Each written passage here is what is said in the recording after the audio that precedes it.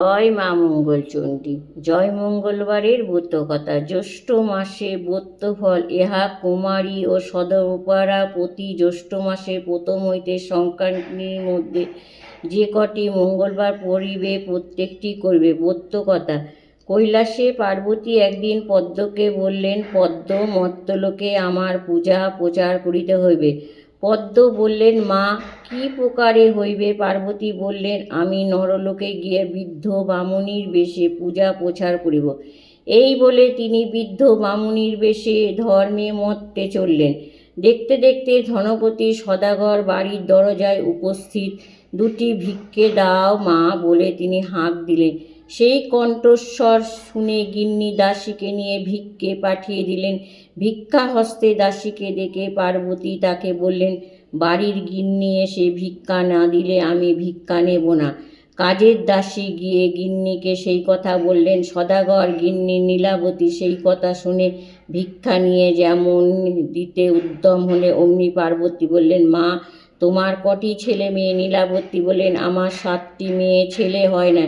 পার্বতী বলল, ছেলে হয় নাই তবে তো মা তোমার হাতে ভিক্ষা লওয়া হলো না। বরং কন্যা হাটখড়ির হাতে ভিক্ষা লওয়া যায়, কিন্তু ছেলে হাটখড়ির হাতে ভিক্ষা লওয়া যায় না। আমি ভিক্ষা নেব না। তখন নীলাবতী বললেন, মাগো, তুমি এই ভরা দুপুরবেলা ভিক্ষা না নিয়ে যদি যাও তাহলে গৃহিণীর অকল্যাণ হবে। সংসারে আমার কিছুই অভাব নেই, কিন্তু একটি পোড়া কপাল যে একটি পুত্র সন্তান হলো না, তাই বলছি মা, সব মা মঙ্গলচণ্ডীর ইচ্ছা। এই বলে কত দুঃখ করতে লাগলো। নীলাবতীর দুঃখ দেখে মার মনে দয়া হলো। তিনি তখন বললেন, দেখ মা, যদি একটি অন্য কাউকে ভিক্ষা দিস, আমি তোমার একটি ফুল দিচ্ছি, আর জ্যৈষ্ঠ মাসে শুক্লপক্ষে জয় মঙ্গলবারের ব্রত করো, আর এই ফুলটি ধুয়ে জল খেও, তাহলে বছর ঘুরতে তোমার কার্তিকের মতো সুন্দর একটি ছেলে হবে। এই ব্রতে ফলার খাবে। এবং ফুলটি দিয়ে পার্বতী অদৃশ্য হয়ে দেখতে দেখতে বছর ঘুরে এলো।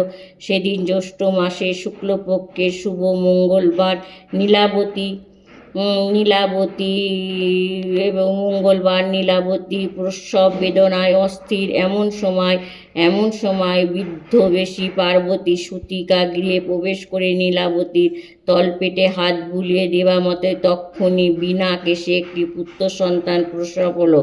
তখন নীলাবতী উদ্দেশ্য করে মা বললেন, বাচ্চা, জ্যৈষ্ঠ মাসে মঙ্গলবারের তুমি সন্তান প্রসব করেছে, এর নাম জয়দেব। এই বলে তিনি অদৃশ্য। এবার নীলাম্বর বেনের বাড়িতে ছলেতে যাওয়ার মা দুর্গার উদ্দেশ্যে অমনি বৃদ্ধ বামুনির বেশ ধরে মত্তে নীলাম্বর বেনের বাড়িতে গিয়ে উপস্থিত হলেন। মাগো, ভিক্ষা মিলিবে বলে দরজা থেকে হাঁক পারলেন।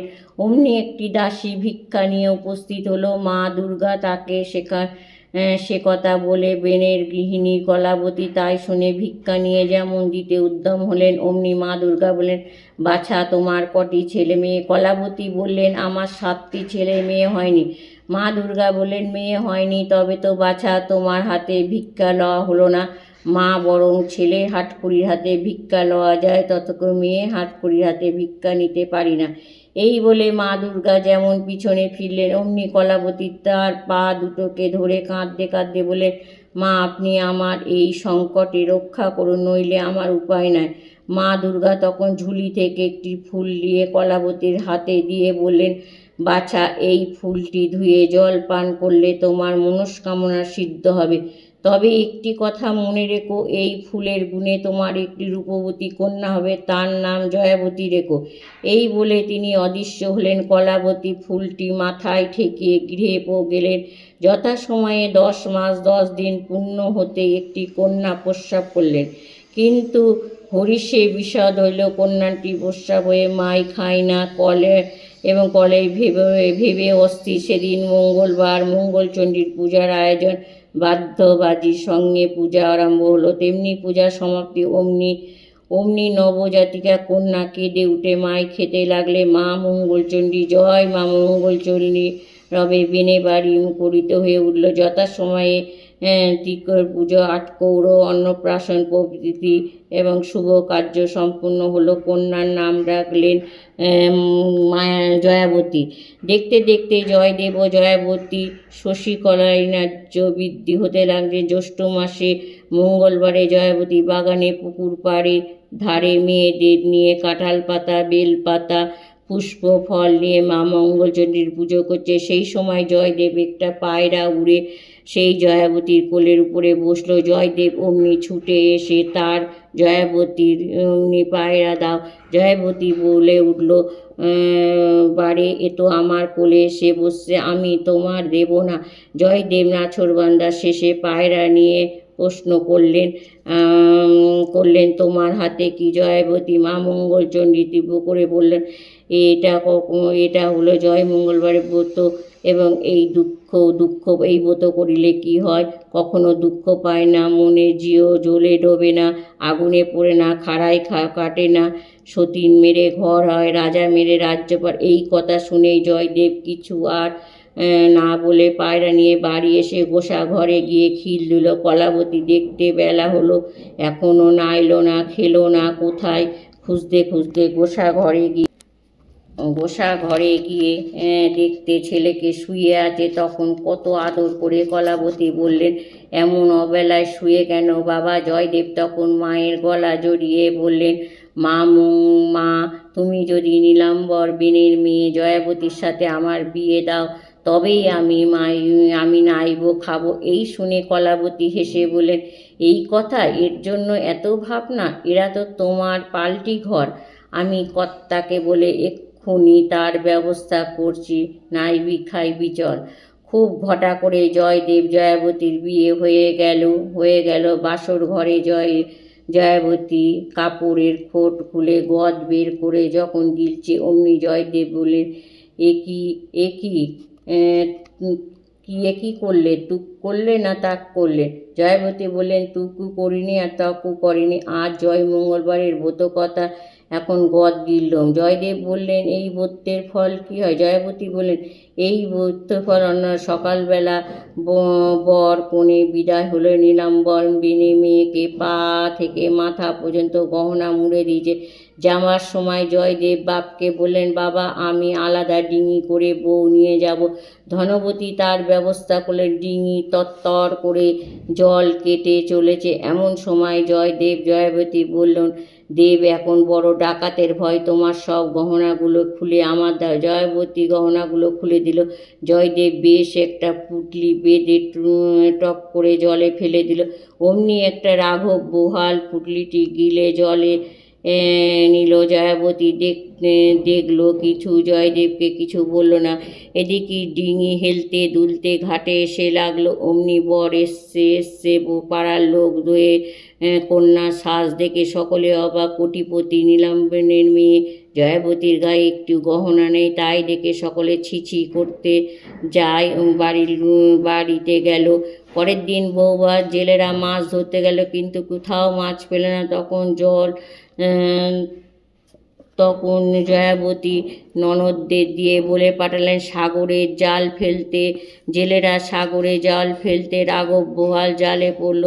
জেলেরা মাছ এনে দিয়ে কিন্তু সেই মাছ কে কুটতে পারে না। তখন জয়াবতী ননদদের বললেন, মাকে বলো কাপড়ের কান্ডার করে দিতে, আমি মাছ নিয়ে আসো। অমনি কাপড়ের কান্ডা হলে জয়াবতী তার মধ্যে গিয়ে মা মঙ্গলচণ্ডীকে স্মরণ করে মাথায় কাজললতা দিয়ে তেমনি মাছের গায়ে ঠেকালো। অমনি মাছ খণ্ড খণ্ড হয়ে পুঁটলি থেকে পড়ল। গহনাগুলি গায়ে দিয়ে কাণ্ড তেমন বাইরে এলো। আর তাই না দেখে সকলে আশ্চর্য হলো। কারোর মুখে আর কথা নেই। পরে সকলে বললে, জয়াবতী কখন তা সাধন করেছে, আর তখন ওকে বাঁধতে হবে, নাইলে আমার খাবো না।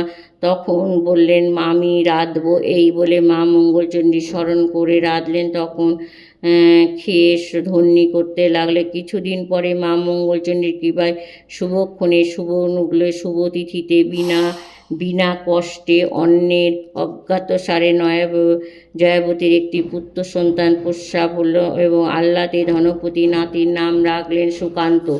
জয়াবতী স্নান করে গেছে, সেই ফাঁকে জয়দেব সুকান্তকে নিয়ে পাঁচুদের পণের ভিতর রেখে দিয়ে এলো। মা মঙ্গলচণ্ডীর কৃপায় সেদিন পণে কেউ আগুন দিল না।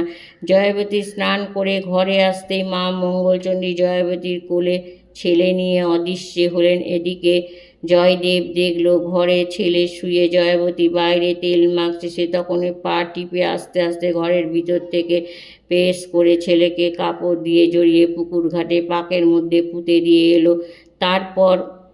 তারপর জয়াবতী পুকুর ঘাটে গিয়ে স্নান করে উপরে উঠবার সময় দেখলেন তার ছেলে আঁচল ধরে উপরে উঠছে। তাই দেখে জয়াবতী ছেলেকে কোলে নিয়ে ঘরে এলো। আবার একদিন জয়দেব চুপি চুপি ঘরে গিয়ে খাঁড়া দিয়ে ছেলেকে কেটে ফেলে তেমন বাইরে আসতে যাবে, অমনি জয়াবতী ঘরের ভিতরে গিয়ে হায় হায় করে কাঁদতে লাগলো।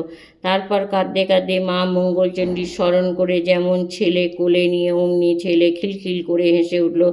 আর তাই দেখে জয়দেব বললেন, জয়াবতী, তোমার বুদ্ধের সবগুলোই তো ঠিক হলো, কিন্তু একটা তো হলো না।